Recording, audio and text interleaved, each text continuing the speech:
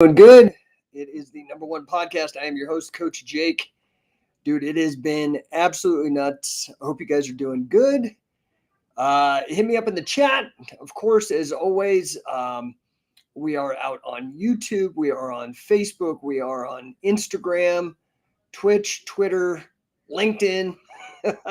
I'm hitting everybody right now. So love to get your feedback. Send me a number one in the chat. Trying to make sure I can see you guys. Anyway, I hope you guys are doing stellar. And I'm going to be honest with you. I am not sure if I could see you guys on Instagram. Sadly, I don't think I can get your comments on Instagram.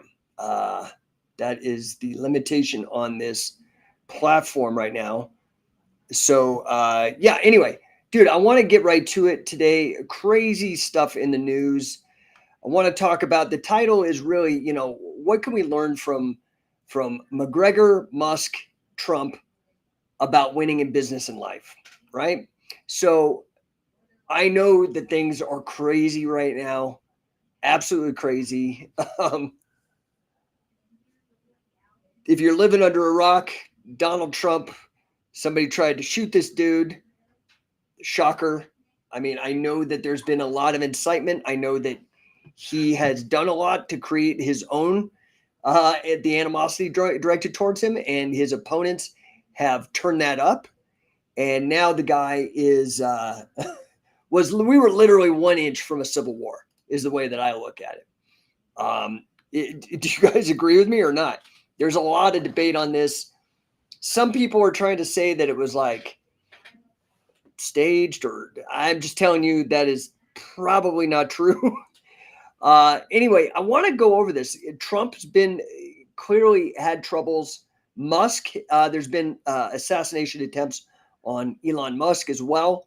So we are living in crazy times, man. Recently, both Musk and Trump were in the news with some pretty alarming assassination attempts. I want you guys to know I am not a Trump humper. I didn't vote for him. I'm not going to vote for him. But, dude, I made this post and it went pretty viral. On Facebook and on Instagram, on my personal Instagram. Dude, if you're shooting at a 78-year-old dude who can't shoot back and he's giving a speech, dude, that's some cowardly stuff.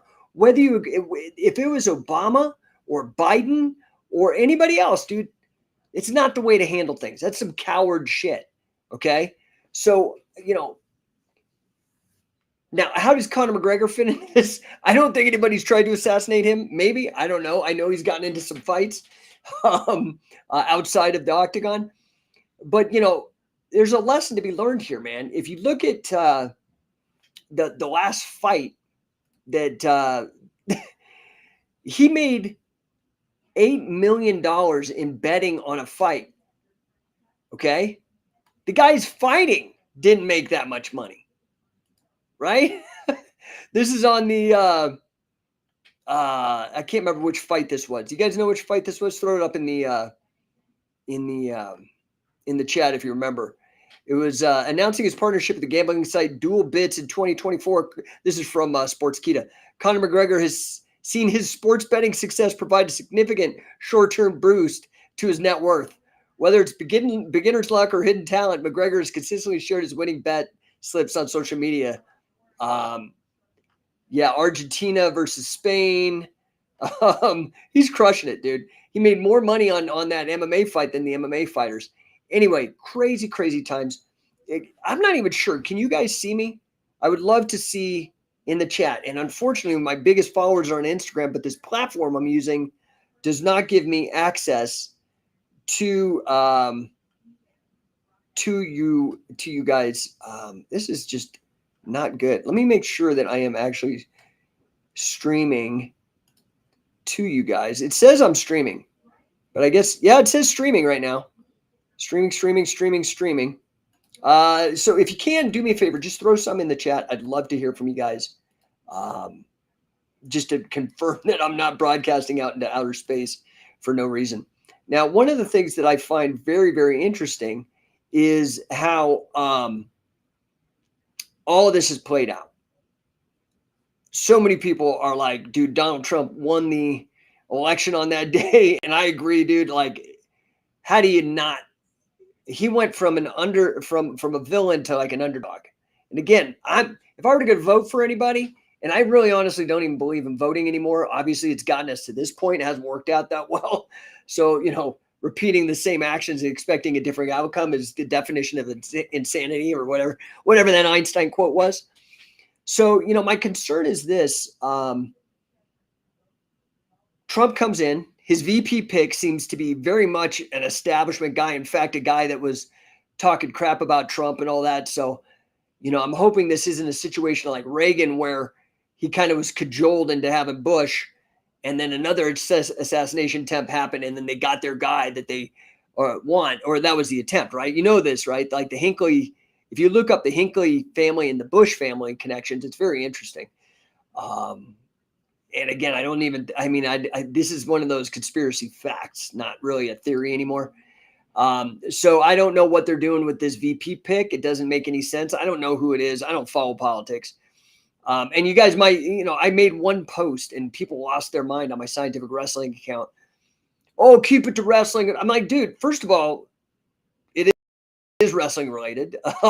Trump is a WWE Hall of Famer. So there, suck on that. But, it is a big news item. And I think it transcends everything. And, despite, obviously sportscasters were talking about it too. So anyway, guys, if you could see me on Facebook or YouTube or anything like that, throw up a number 1 in the chat. Unfortunately, I'm not getting those numbers. It's not telling me if you guys are actually showing up. I would love to see that if you could see me on there. Yeah, this is I've got a new platform that I'm testing out. So anyway, what can we learn from these guys? From Musk, right? Like, who was this that said this? Jake Shields, right? There's another article on Sports Keto. I love Sports Keto, by the way. Musk responded to a fan tweeting at him suggesting he improve his security following an attack on Trump by claiming 2 separate people have already tried to kill him in the last 8 months.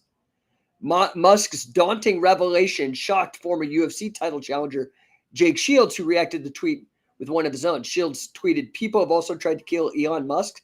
Crazy times we're living in."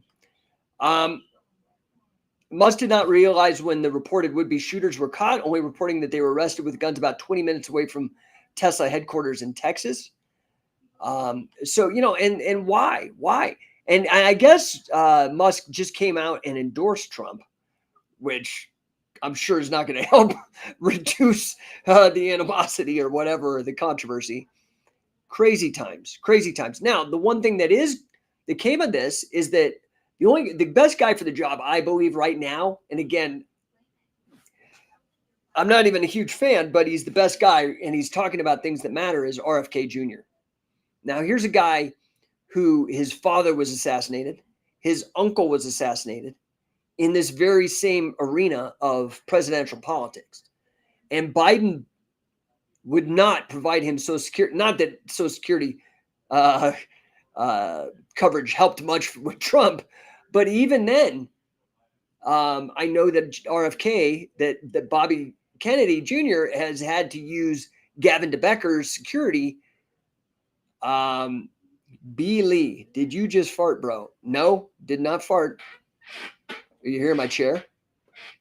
Can you hear that? Maybe that's my chair. Look, I'm old, but I ain't that old, and I don't really do whey protein, so no problems there. Anyway, so I guess RFK Jr. now has got presidential protection, right? I totally heard that, yo. Yeah, can you hear it? Here we go. There you go. Anyway, dude, if that's what you're listening for, I'm doing a poor job of capturing your attention. But, I want you to think about this from a slightly different perspective. Okay. So Trump survived an attempt. Musk has survived attempts, allegedly. And then Conor McGregor, clearly this is where I'm going is risk taking. Okay. Were these calculated risks? Clearly, in Trump's case, it was luck. I saw a clip that showed had he not turned his head slightly the moment the shooter squeezed the trigger, it would have got him in the brain instead of the ear. That's a little scary to think of. Is it a calculated risk? I mean, the thing is what's crazy to me was you look at somebody like Joe Biden, who like literally the guy is completely spaced out, incompetent, a threat to the entire planet. He's got us embroiled in wars, and he can't even figure out which way to exit the stage. He can't answer a coherent question. This is truly scary. We're like inches from World War III. He's inciting people. He literally days before said to put Trump in the bullseye or in the crosshairs. And so somebody did. By the way, that kid, what is it? His last name is Crooks or whatever. Weird he was in that BlackRock commercial. I don't know if you saw that. Really weird. This is all really okay, so now everybody's saying that I farted. I don't know, man. I did not fart. I would own it, dude. I got 3 kids. I don't care, man. I'd proud, as Benjamin Franklin would say, he wrote a book called Fart Proudly. I got no problem, dude, but I didn't. It was a squeak of a chair. Brendan Schilling, is this an AI? No, this is me. This is me. I'm in my office. This ain't AI. Anyway, calculated risk. This is really at the core of sports and entrepreneurship. I mean, it's really in the definition of entrepreneurship, risk-taking, greater than average risk-taking. And in sports, you have to take risks to win. There's the risk of losing, right? And so, man, a guy like Trump, dude, he's putting himself out there. And what was amazing to me where I was going originally is his presence of mind. The presence of mind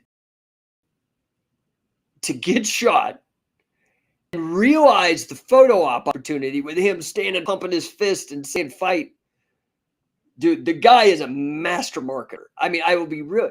I think that he hurt himself with this weird pick. He should have picked that Vivek Ramaswamy or whatever his name is.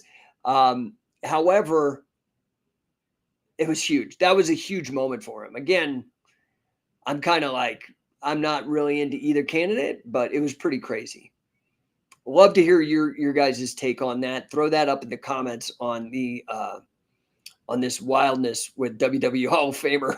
I prefer to refer to him as WWE Hall of Famer Donald Trump than the President Trump. But yeah. Anyway, so and now here's the thing, guys, and like I say, I'm not a Trump humper. He's better for the job than Biden. Oh my God, dude. First of all, Biden's creepy. We all know about this. You know about his daughter's diary and the sniffing kids. Creeper. Second of all, total racist. We can just look at his record. If you don't think that Biden's racist, dude, you are tripping. You're absolutely illiterate. And beyond that, now he's incompetent. He's a total space cadet. Like, this guy is truly a danger to all of us. Trump,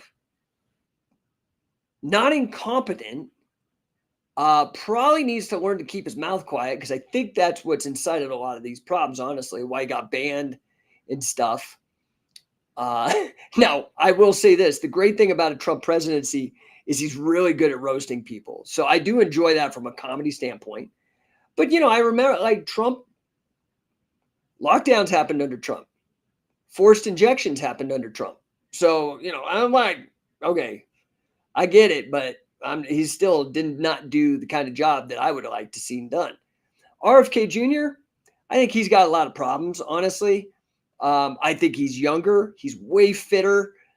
I love some of the things he brings up about the injections, about regulatory capture, about, moving the federal government to a blockchain. Like, I think he's got better ideas. It's not perfect, but to me, he's like the best man for the job. Anyway, calculated risks. RFK Jr., like Musk, like Trump, his family has been marred by these assassination attempts. and he has pushed forward even without social security or secret. What's her name? The secret police or whatever, the Secret Service. Secret police is, I think, KGB, but maybe some of the U.S. alphabet agencies. Anyway, the Secret Service. Now, he's taking a calculated risk. And this is what you do in business as well, right? Now, Conor McGregor, betting is a risk. That's actually what defines betting, is taking a risk and getting money for it. So, I think what you have to do here is you have to really understand the stakes, and you have to put yourself out there. You're not going to make big gains without taking big risks. Now, one of the things that seems to me in current culture a huge risk, and I don't see the upside on it, is the problem. I do see mostly downside risk. I talked to a guy, a great fighter, not very often, but I've talked to him maybe 3 or 4 times in the last year. Alistair Overeem. Now, he's also in the news. And this is from Sportskeeda again. This is the headline. Alistair Overeem says extremist left has persuaded his daughter to reconsider her gender identity. "Quote unquote, I'm not going to call her a he." Right?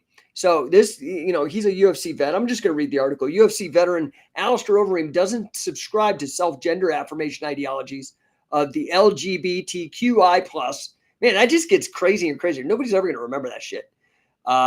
Despite his daughter choosing to identify as a man. The Demolition Man has made it clear that he would not follow such woke agendas. This was recently on the Jackson podcast with Rampage. 44-year-old was discussing his daughter and with his fellow fighters when he proclaimed that it was excessive exposure to leftist agendas that made his elder daughter reconsider her gender identity. "Quote unquote, there is a problem with the oldest, though. She thinks she is my son. She's into all this woke nonsense. If that was not said, it would be funny, actually. So why? Because she's addicted to her phone. She's being brainwashed, basically, 6, 7, 8 hours a day with ideas like how you feel you can be what you want to be, the extremist left." Now, what's interesting about this is how this dovetails into entrepreneurship is that Alistair had shared with me this great idea. This is, and this is from my business coaching background. We've been talking a little bit. He's actually creating an app to get you off phones, to get you back engaged in the real world, which I do think is probably a very, very useful idea. And he's really trying to push it hard. He's got connections in Abu Dhabi that he's trying to use and all this kind of stuff. So again, he's taking a risk to counter this ridiculous risk that is happening because of, I don't, and maybe I'm wrong, and maybe it's because I'm 50. I'm going to be 51 on Monday. I'm from a different generation. I think there is no upside to all this gender stuff.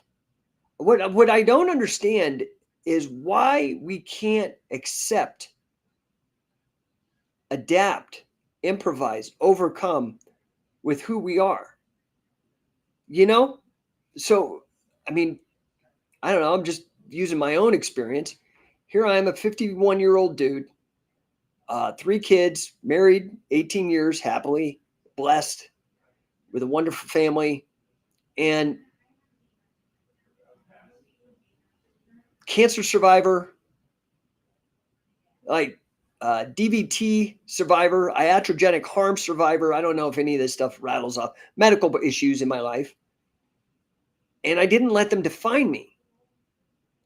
I don't define myself as any of those things, cancer survivor or blah, blah, blah. I define myself as a businessman, a family, and a wrestler. Right? So, and I'm a wrestler despite all that other stuff. So I overcame it instead of just capitulating to maybe some days when I'm tired or not feeling great or weak or run down, I feel like a victim. But why would I? But there's a great book by a guy named Harry Brown. I don't know if you've ever heard of him. He ran for president a couple times. Um, he's passed on, but he wrote this great book, and the book is called How I Found Freedom in an Unfree World. And one of the things that he talks about are these things, and I find it very interesting because you can, if you want to understand this better, get like a high level view, maybe perspective that some of us older people see in these changes. Because when you're in it and you don't have context, you maybe can't see what's going on. But it's called identity politics. And what it is they're trying to fit you into a box so you can become a statistic that they can manage and predict and control. Are you one of the LGBTQI whatever things? Are you brown? Are you African American? Are you Caucasian? Are you all these things that you check off on boxes? Well, the fact is that is stupid. It's inaccurate. I mean, really, if I really wanted to get pedantic about it, it's a lie. Because, for example, let's talk about race. I went and I spit in a vial and did the 23andMe thing, and I got it back. Dude, I am Native American, 1% African, Cro-Magnon. I have like a percentage of Cro-Magnon, a high percentage of Cro-Magnon. Dutch, Irish, German, Mexican. Like I got a lot of stuff. There's no checkbox for that. So people get stuck in these identity traps. This is what Harry Brown was talking about in How I Found Freedom in an Unfree World, that these people get stuck in these identity traps. I think this is why some people get messed up with like plastic surgery too. Like they get stuck in an identity trap about an age, and then they try to fight the wrinkles or the effect of gravity on their boobs or tummy tucks or facelifts and all this stuff, instead of just being in the now with who their identity actually is. Right? And the identity is very hard to put into a box. So I just feel like people are getting trapped in these identities. And what's really shocking to me is the lack of, there's some in medicine called the Hippocratic Oath. The Hippocratic Oath is do no harm, right? A lot of us have heard of that before. The Hippocratic Oath then got kind of further institutionalized through the Nuremberg Code, which then became the basis for modern bioethical called principlism, which is this idea of non-malfeasance, do good, informed consent, and just distribution of outcomes. There's 4 principles in principlism that came out of the Nuremberg Code that were originally kind of derived from this primum non nocere, or first do no harm. What I find strange is that the problem, it's like suicide. Suicide, the way I've heard it best put, is a permanent solution to a temporary problem. And this is what I see with a lot of this gender surgery, especially in young people. I mean, how many people, when you're 17, sneak off and get an illegal tattoo and then regret it 5 years later? Well, you can get that lasered off. But if you go and you chop off certain reproductive organs or change your hormones, those are hard to come back from. You can't change, and you get in a real identity trap then. So we hear a lot actually of these people clamoring for it in the propaganda, kind of what Overeem is talking about this push and all this bullshit being fed to kids. But why aren't we seeing all the people that regret it? Because that's a huge number. It's a huge number. So this is how people are manipulated, right? I in a former life, I worked as a professional statistician. I have a master's degree in financial engineering which is a mathematical discipline largely. And so I was very interested to start figuring out the real risks, right? That's what we're talking about today, is calculated risks. And so I started wanting to look at what are the real risks versus what the media hype says, or propaganda, as you may call it, or marketing. Depends on how kind you feel like being. I think it's closer to propaganda. But anyway, what are the real risks that we face? Now, these real risks actually really confirmed my own personal experience. Third leading cause of death in the United States. cancer. Second leading cause of death. And I had cancer as a kid. So I'm like, yep, okay, that does seem real. I can see that. It happened to me. Okay. Cardiovascular disease, number 2. Okay. My dad had a heart attack at the same time I got cancer when I was 15. So yeah, okay, makes sense. Number 1 leading cause of death. Now, it depends how you calculate it. Usually it's heart disease, cancer, and then this one third, but they do something tricky with the stats, and you got to trust me with my background, trying to clue you in on how this works.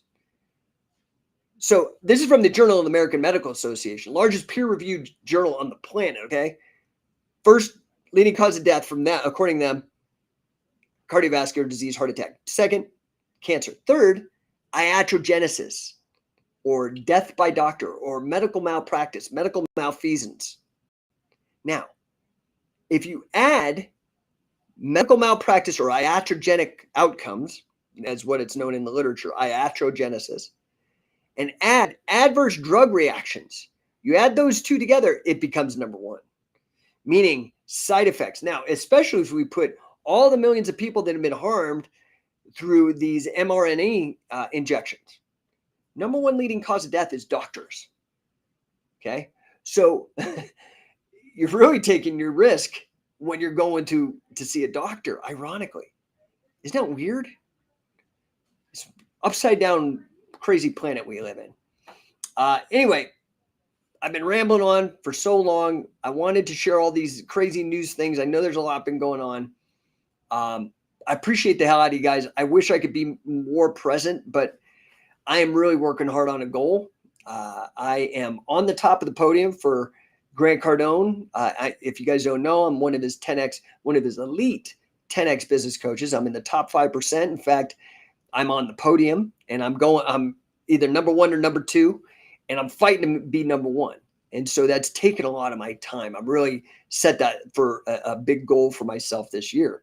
So I have not been able to podcast like I normally do, and I apologize for that. I take full responsibility. I will be getting I'm getting moved into a new office. That's why I don't have my cool background right now.